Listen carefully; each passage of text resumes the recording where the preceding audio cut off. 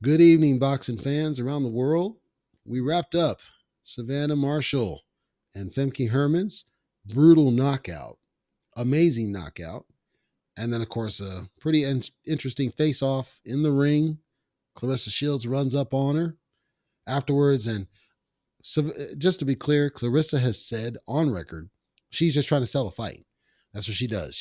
There's no legitimacy to the beef. She's just trying to sell the fight. So she's already on record admitting that it's all fake. It's all show.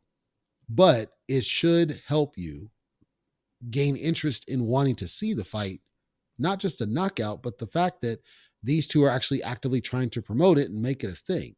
So now this was the outcome I wanted. This was the outcome I expected, was for her to get this knockout on Femke Hermans, who had not been knocked out before and who Claressa Shields had went the distance with before. And of course, people criticize this because they didn't rate Femke Hermans. We understand that. It's not about Femke Hermans. She's a former champion, number one. But number two, again, the narrative is that Savannah Marshall is knocking people out. The other narrative was that she's another Deontay Wilder. She's just looking for the shot. I watched the style. Marshall does come forward, and Marshall does throw with bad intentions. I think the difference in somebody like Marshall versus somebody like Wilder never came forward with the intent to knock you out.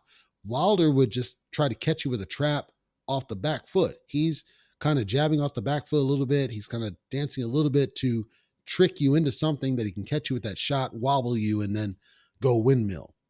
Marshall's different because Marshall, she's coming forward. She's throwing. She's trying to walk you down. She's using her size advantage in many cases, and she's using an intimidation factor.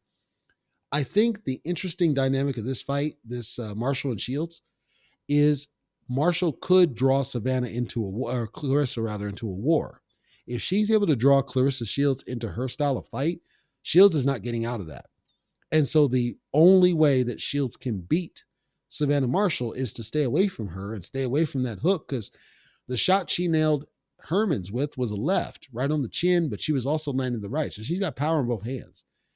And Claressa's going to stay away from that power if she's going to survive. Then that's the only way she can win. Well, think about that.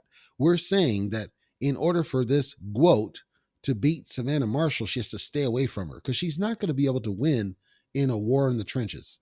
It's not going to work. Marshall is going to take her out because Claressa doesn't have the power to keep Marshall honest if they go in the trench, or Marshall is able to goad her into her style of fight.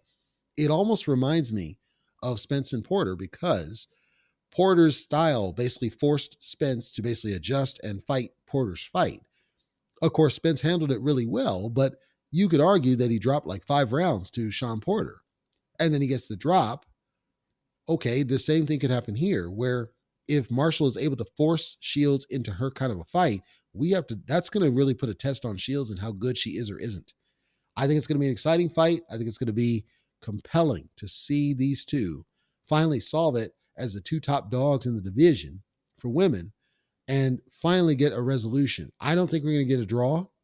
I'm very disappointed that we don't get a 12-rounder, because I'm pretty sure we won't, because I think it's going to be one where we get to test and see just how good Claressa Shields is or isn't. In any case, kudos to Savannah Marshall, knocking out Femke Hermans in 3 rounds, brutal style. For whatever reason, Sky is banning the fight footage from anybody not in the UK, but if you're in the UK, you should be able to see it.